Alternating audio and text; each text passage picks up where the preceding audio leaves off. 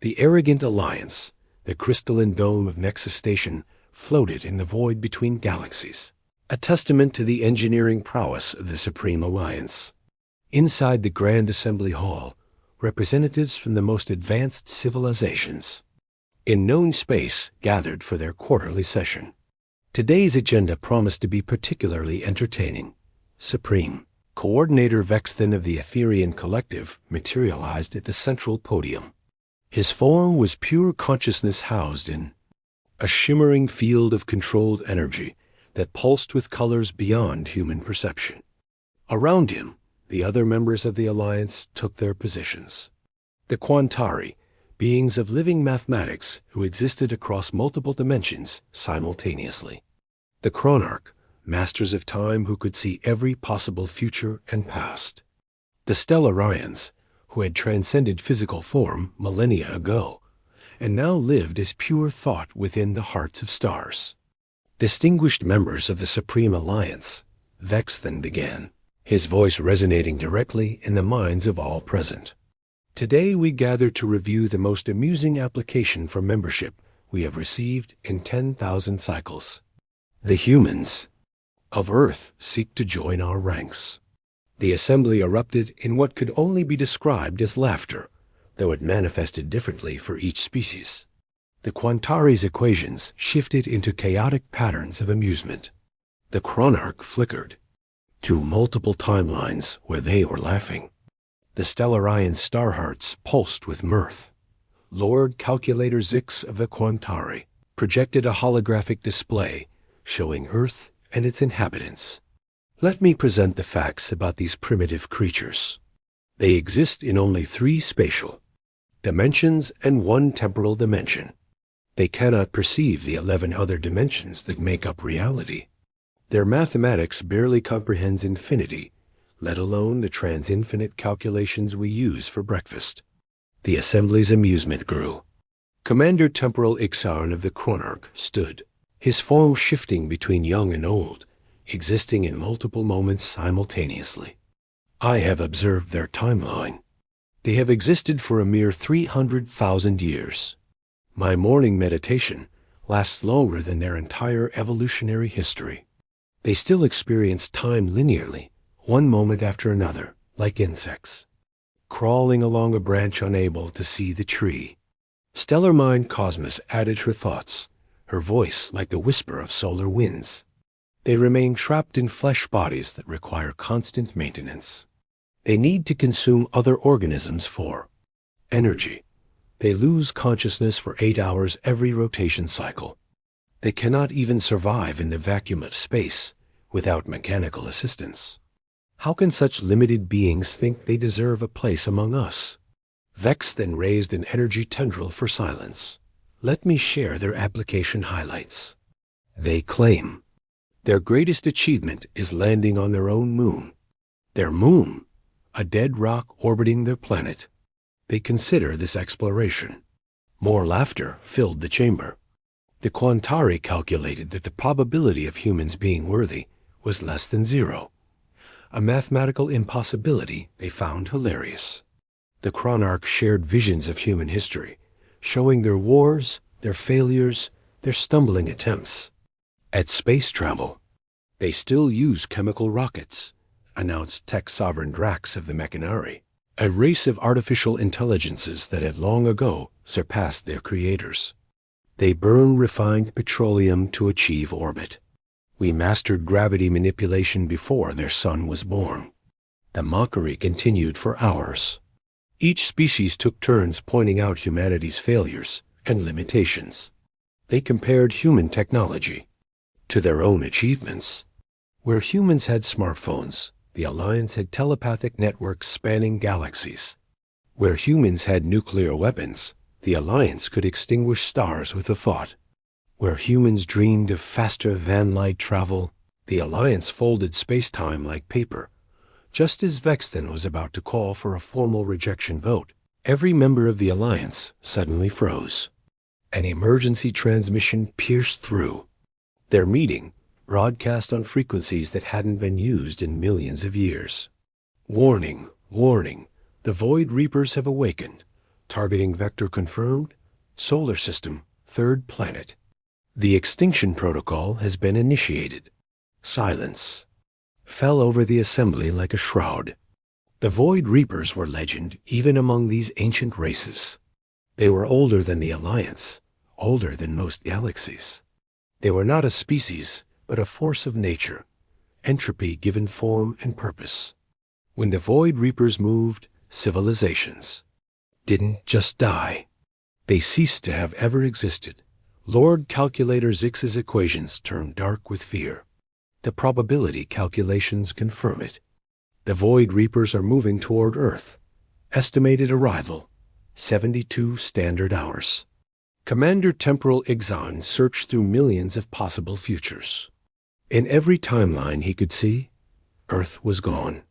I cannot find a single timeline where humanity survives. They are already dead. They just don't know it yet. But then something strange happened. Stellar Mind Cosmos, who maintained awareness across thousands of star systems, noticed an anomaly. The human colonies in their outer system are disappearing. Vex then turned his attention to her. The Void Reapers have already begun their attack?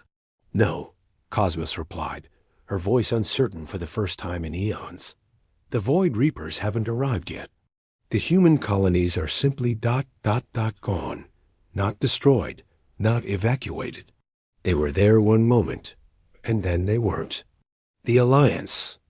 Members exchanged confused glances, an expression that hadn't crossed their collective consciousness in millennia. Tech Sovereign Drax accessed his vast sensor networks. Confirmed. Human installations throughout the solar system are vanishing.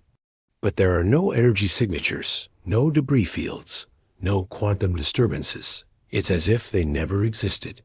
Perhaps they're evacuating? Suggested Vex then, though he knew it was impossible. Humans didn't have the technology for such rapid evacuation. The Chronarch's form flickered wildly as he searched through timelines. This is impossible. I can see the colonies in the past. I can see where they should be in the present, but they're not there. Someone or something is editing the timeline, but that's not possible. Not even we can do that. The Alliance watched in growing confusion as more human installations vanished. Mars colonies, lunar bases, asteroid mining stations, all disappearing without explanation. And then the sensors detected something else. The Void Reapers have entered the solar system, announced Zix, his mathematical form trembling with calculations. Fleet size, 1 million vessels. Each ship is the size of Earth's moon. Total firepower, sufficient to crack reality itself. The Alliance members settled in to watch what they assumed would be a quick extermination. The Void Reapers had never failed. They had erased civilizations far more advanced than humanity. This would be over in minutes. But as they watched, something unprecedented began to unfold. The Void Reaper fleet, the most destructive force in the known universe, began to slow. Their sensors, capable of detecting quarks at galactic distances, seemed confused. They were searching for something they couldn't find. What are they looking for? Asked Cosmos. The answer came from an unexpected source. A transmission from Earth, broadcast on the same ancient frequencies the Void Reapers had used. The voice was human, calm, and almost apologetic. Hello, Void Reapers. We've been expecting you. We apologize for the confusion, but you'll find that the solar system you're looking for doesn't quite exist anymore. You see, we've had to make some adjustments. The Alliance members stood in stunned silence. Humans, primitive humans who still used chemical rockets and ate food with their mouths, were speaking directly to the Void Reapers. And they didn't sound afraid. The human voice continued. We know what you are. We know what you do. You erase civilizations from existence. Very impressive. But you see, we've learned something interesting about existence. It's surprisingly flexible, if you know where to push. On the Alliance's sensors, They watched as the Void Reaper fleet suddenly split into two. Not split as in divided, but split as in existing in two places simultaneously. One fleet continued toward Earth, while an identical fleet was somehow also retreating from Earth at the same time.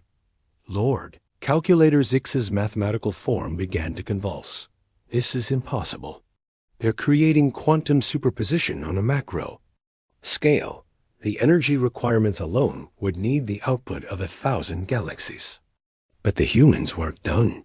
The voice from Earth continued, still maddeningly calm. We considered fighting you, but that seemed wasteful. We considered running, but where would we go? So we decided on a third option. We decided that this conflict doesn't need to happen. The Void Reaper fleet was now in 4 places at once, then 8 and 16. Each version was equally real, equally powerful, and equally confused. Their weapons, designed to erase matter from existence, fired at Earth. But Earth was also not there. It was there and not there, existing and not existing, all at the same time. Asterisk. The silent victory. The Supreme Alliance watched in stunned disbelief as reality itself seemed to hiccup around the solar system. The Void Reapers, beings that had existed since the universe was young, were experiencing something they had never encountered before. Uncertainty. Admiral Null of the Void Reapers, a consciousness older than most galaxies, tried to understand what was happening. His fleet of 1,000,000 ships, each one capable of erasing a star system, was somehow everywhere and nowhere simultaneously. His sensors, which could detect the quantum foam that underlied reality, were showing impossible readings. Earth was there. Earth wasn't there. Earth had never been there. Earth had always been there. All of these states were true simultaneously. The human voice continued its transmission, now being received by every advanced civilization in the galaxy. You see, we may be primitive by your standards. We may still use chemical rockets and eat organic food, but we've had something you haven't: desperation and imagination. When you're weak, you don't think about how to be stronger. You think about how to redefine the game entirely. On Nexus Station, Vexed in energy form flickered with confusion. What are they talking about? How can a species that hasn't even mastered faster than light travel do this? The answer came from an unexpected source. A new human appeared on their communication screens. She was small by galactic standards, wearing a simple white coat. She looked tired but satisfied, like someone who had just finished a very long project. Hello, Supreme Alliance. I'm Dr. Maria Santos, Director of Project Paradox. I know you've been watching. I thought you might like an explanation. The assembled beings of the Alliance, who had lived for eons and seen the birth and death of galaxies, found themselves listening to a human who couldn't be more than 40 years old by her species count. You were right about us, Dr. Santos. Continued, we are primitive. We can't manipulate gravity. We can't travel faster than light. We can't even leave our bodies behind. But we noticed something interesting when we studied your technologies, your achievements. You all became powerful by mastering the rules of reality. But you never questioned if the rules themselves could be changed. She gestured to something. Off-screen, and new data appeared on the Alliance's displays. It was mathematical notation, but not like anything they had seen before. The equations seemed to fold in on themselves, creating logical loops that should have been impossible. We call it ontological mathematics, Dr. Santos explained. Instead of describing what is, it describes what could be. Instead of measuring reality, it negotiates with it. We discovered that existence isn't a binary state.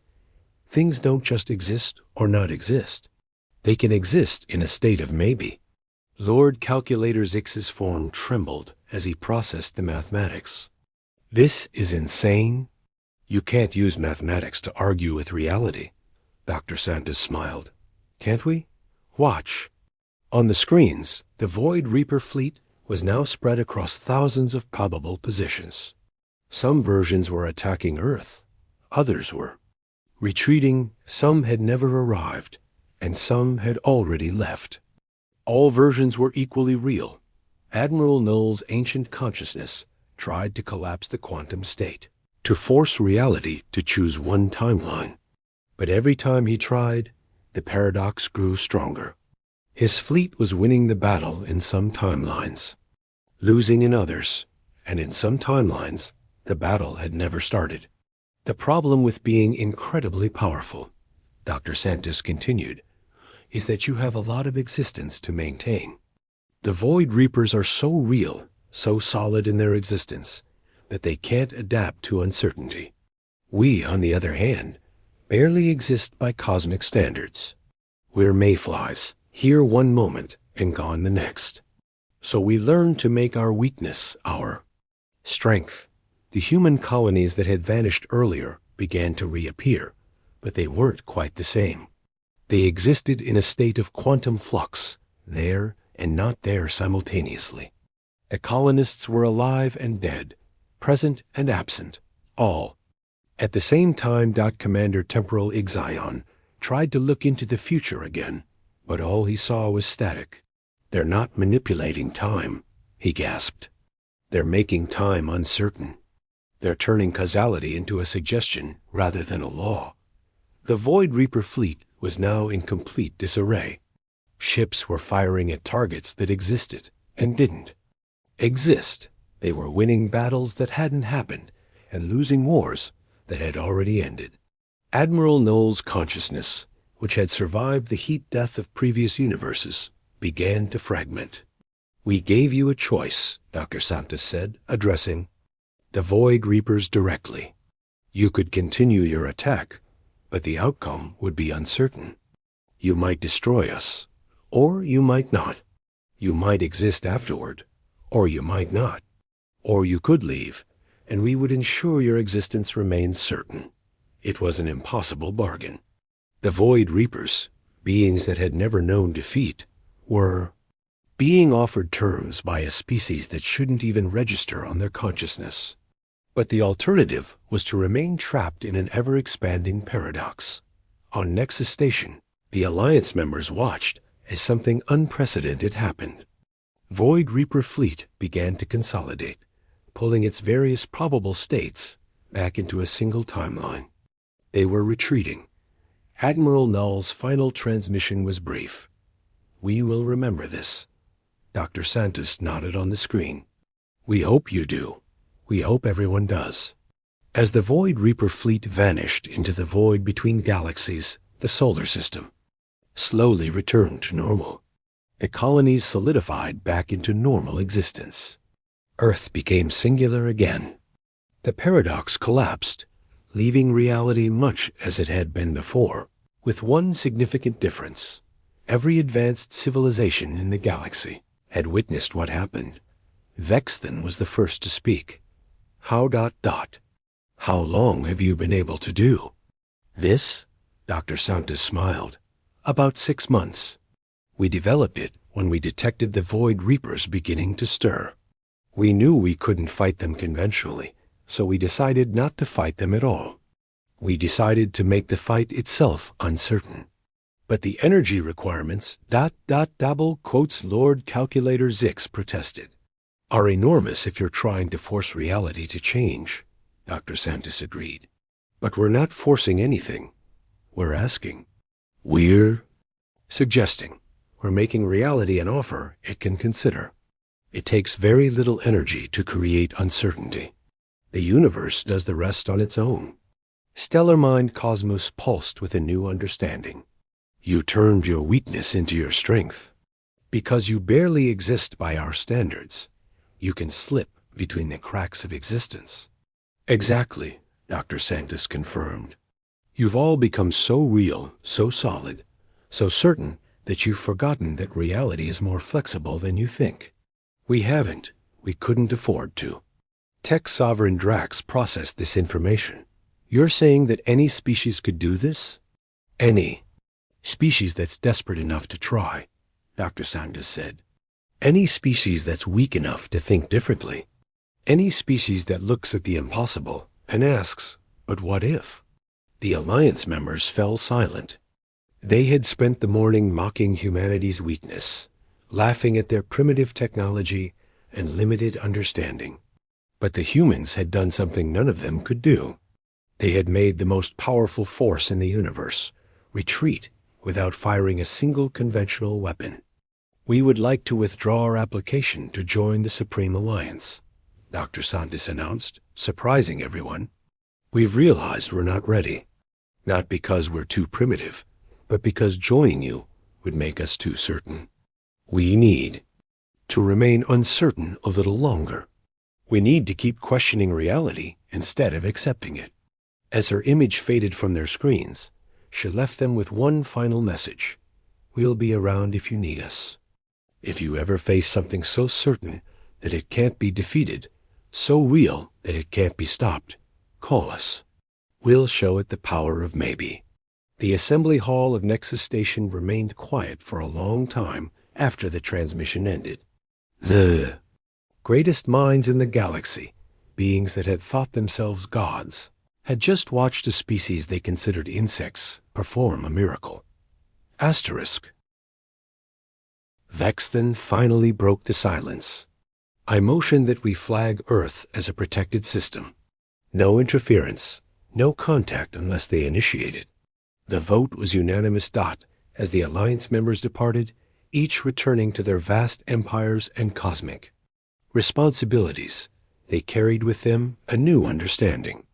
Power wasn't just about controlling reality. Sometimes it was about knowing when to let reality remain uncertain. In the solar system, humanity went back to their daily lives. They still used chemical rockets. They still needed to eat and sleep. They were still primitive by galactic standards. But they had something that no amount of technology could provide: the willingness to look at the impossible and say, let's try it anyway. And in the vast expanse of space, word spread quickly through quantum networks and telepathic channels. Earth, that small blue planet orbiting an ordinary yellow star, had done the impossible. They had made the Void Reapers retreat, not through force or technology, but through the simple act of making reality uncertain. The message was clear to every civilization that heard it. Humanity might be primitive, but they were dangerous in a way no one had anticipated. They were the species that could look at the rules of existence itself and say, we disagree. And that, more than any weapon or technology, made them the most interesting species the galaxy had seen in a very long time. Asterisk.